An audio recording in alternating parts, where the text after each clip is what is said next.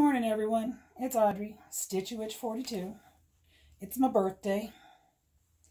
I woke up this morning. Well, Mark woke me up this morning, jumping out of bed, yelling, "Oh crap," because he'd overslept. He had to work today. He didn't really say, "Oh crap."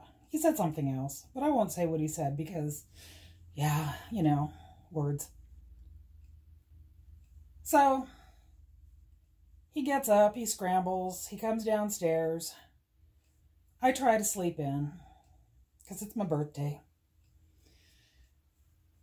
I hear him leave, and then my brain says, you might as well get up because you're awake. Just get up. So I come downstairs and I make a cup of coffee, and I'm sitting at the table and waiting for somebody to make me breakfast because it's my birthday. But there's nobody here because we're self-isolating. Fine. But I don't want to make breakfast for myself. So I bring my cup of coffee and I come in here and I grab my Alphonse Mucha and I'm stitching on it. Turn on some floss tube and I'm watching Christine stitch all the things. And she's doing a tag. Now, Carla just did a tag, and I know Bendy did Carla's tag. And I thought, okay, these are fun to listen to because you learn things about people. But now I'm getting hungry, and I don't want to listen to that anymore. I want breakfast. But there's nobody here to make it for me because we're self-isolating. So I ask myself, Self, what do you want for breakfast? And Self replies, waffles. I want waffles. I made waffles. I ate a waffle and bacon with maple syrup because it's my birthday. And when I was done with that, I come back out, brought my Alphonse Mucha back out again, and then I was thinking, wait a second. I was going to do birthday start. My birthday start is self-isolating bat. See, it's right there. So, I'm sitting here, stitching on this for a while. I've watched Christine do the tag.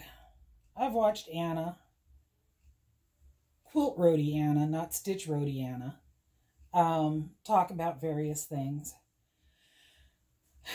And I'm starting to yawn. So I'm thinking to myself, Self, should go take a nap. Because I can. Because it's my birthday. I'm here by myself. I can do these things. So I go upstairs and I crawl into bed. And as soon as my head hit the pillow, my brain goes, yeah, you're not tired. Get your butt out of bed, take a shower, and go back downstairs. So I did. So I'm sitting here, and I keep thinking about these tags, and I'm thinking, you didn't write down a single question. Can you remember any of the things that Christine or Carla or Bendy talked about? Who knows? I know there was stuff about cars. So let's start there. What was my first car? My first car was a 1967 Mustang. 1967 Mustangs are my favorite car, not because it was my first car, but because it's my favorite car. And the one that I had, my ex-husband had bought for me. And seriously, it was a piece of crap. But it was a 67 Mustang, and it was my first car, and therefore I loved it.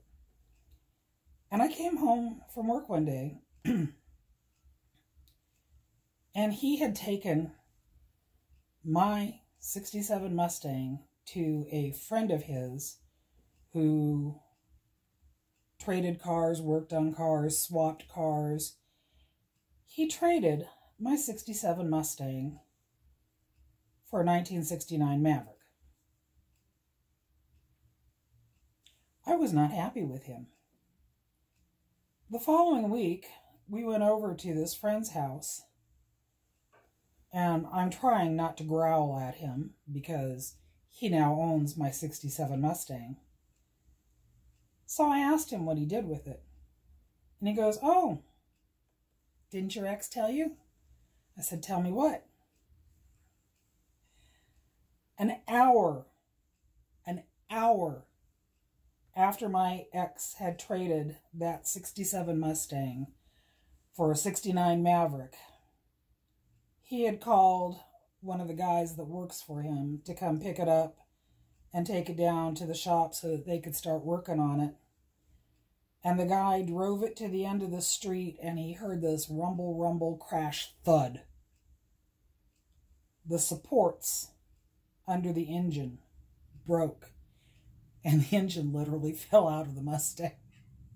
So I liked the '69 Maverick just a little bit more after that. Yeah. But that '67 Mustangs are my favorite car. I've had 2 of them. The last '67 Mustang we had, well, my neighbor's, she had a Mustang. I can't remember what year it was.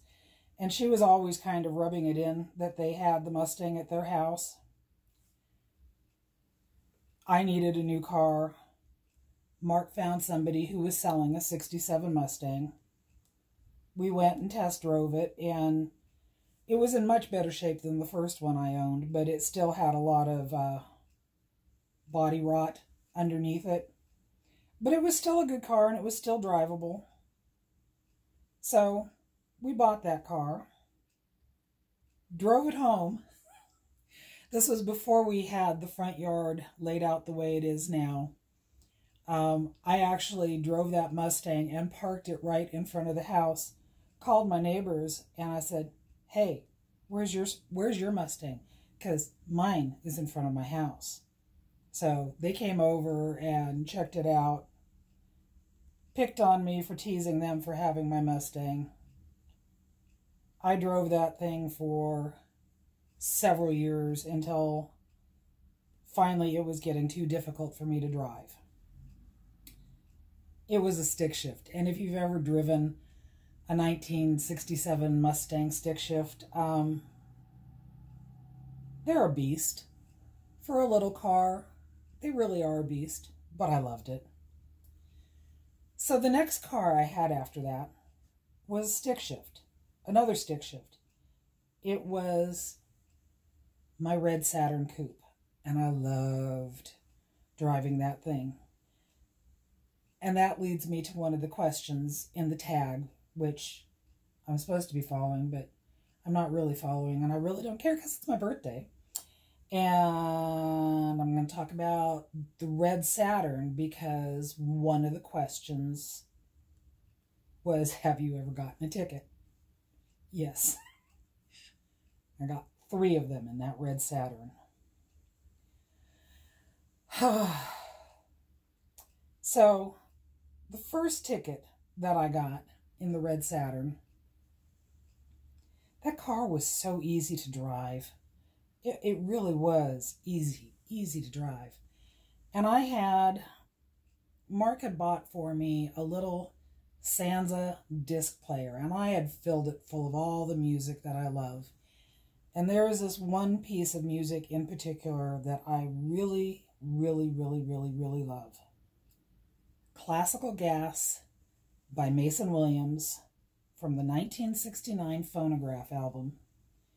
If you've never heard this piece of music, it's an instrumental, and it is fantastic. And to this day, it is my absolute favorite piece of music.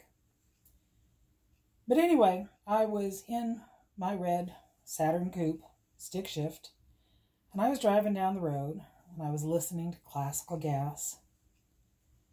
And I enjoyed it so much the first time around that I hit repeat, and I played it again, and I'd done this several times, and I'm just cruising down the road, and I'm having a good old time, and all of a sudden, there's red and blue lights flashing in my rearview mirror. Because apparently the more I was enjoying the music, the harder I was pushing on the gas pedal. Yeah. The officer was not amused that I was bebopping along, listening to my music and not paying attention to my speed, and gave me the ticket. Even though I did all the good things. I kept my hands on the steering wheel, and I was nice, and I was polite. And I didn't get out of the ticket, Christine. Just saying. I didn't get out of the ticket. So the next ticket I got, also in that Saturn,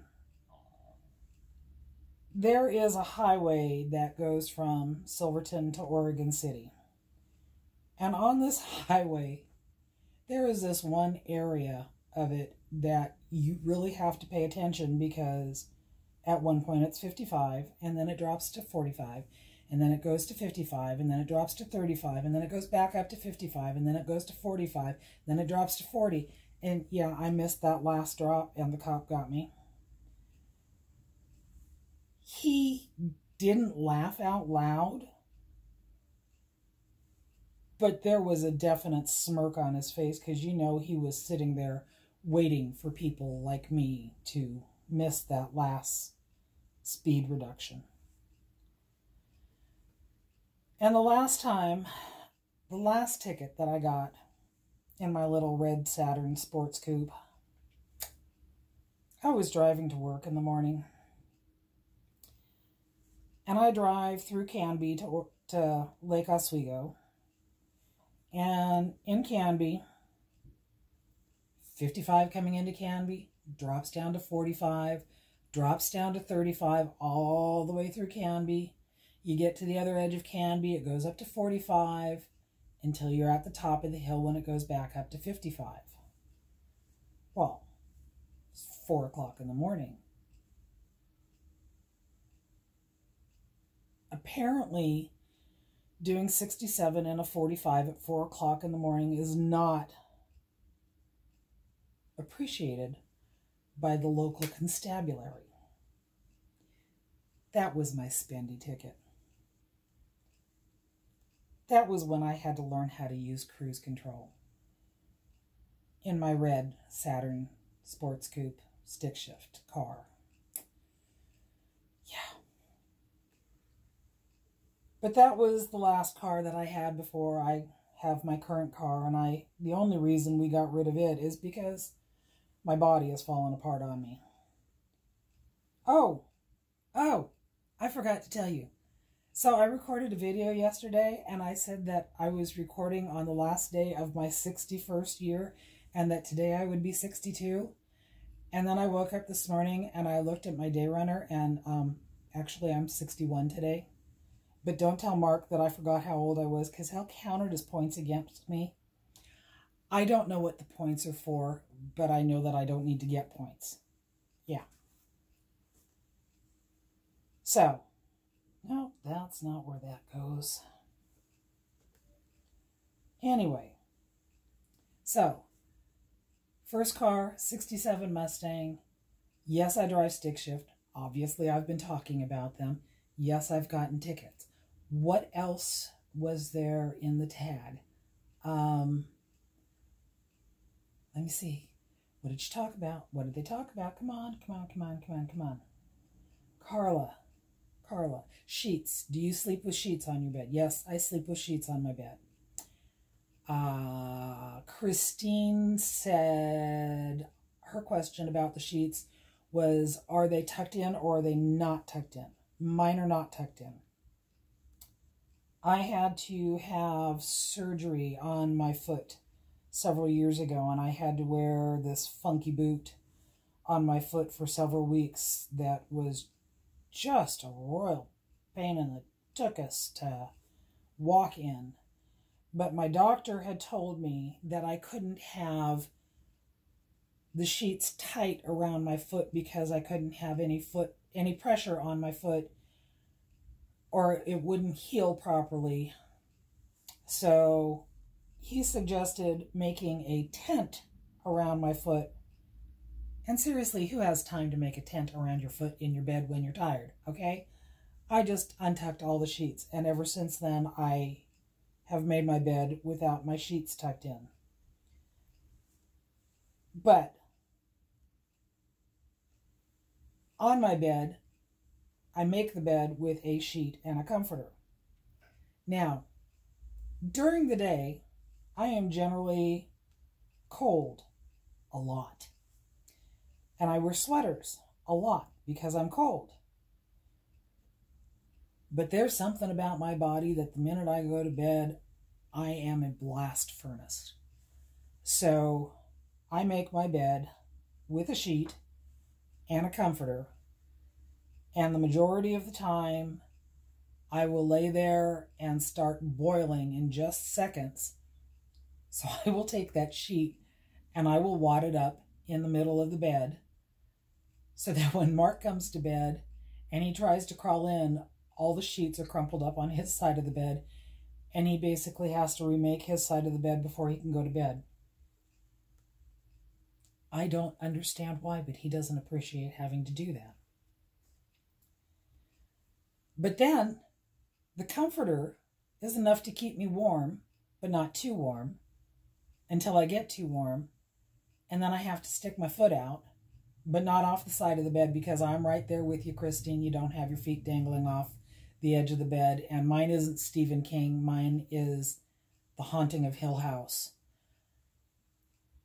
Yeah, that movie, I remember you don't have your hands hanging off because if somebody grabs your hand, it's not the person in the next bed.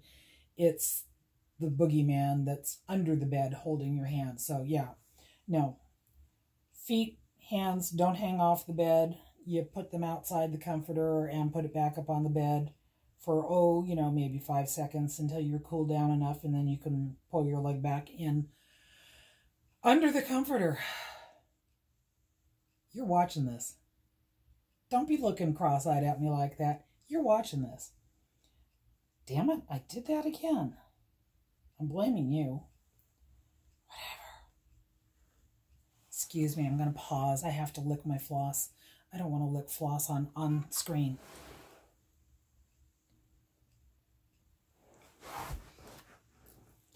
That took way more time than I thought it would. Yeah, I had to move the light out of my way and cut the end of the floss because you know how the floss gets all frayed. And I'm stitching 1/1 on 20 plus count Aida. This is the Aida that I dyed myself, and it's really weird. I don't know what it is, but the threads, the floss wants to slip over the threads of the fabric. It's driving me nuts. But I stitched it so that I dyed it so that I could stitch this self-isolating bat. Because this is what I wanted to stitch for my birthday start. Because, it's my birthday. Yeah, that's what this whole thing was all about. I was going to talk about my birthday and self-isolating and being at home. And nobody's here right now. And I'm trying to amuse myself. And I'm recording this, and quite possibly I just might upload it if it's bad enough, and,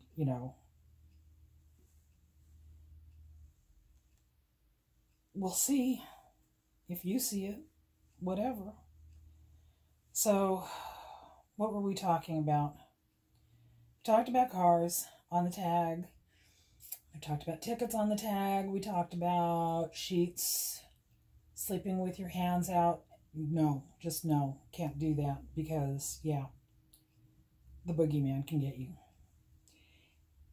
Speaking of that, I can't sit in my kitchen if the pantry door, the door between the pantry and the laundry room is open and it's dark out in the laundry room.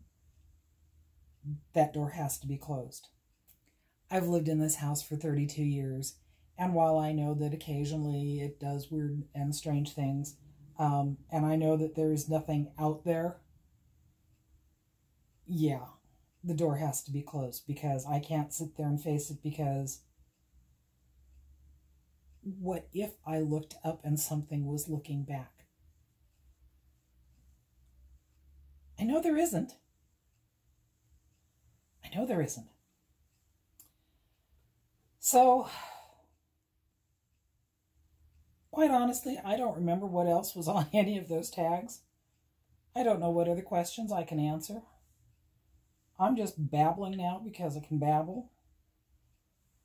Because it's my birthday. And I am 61 today, not 62.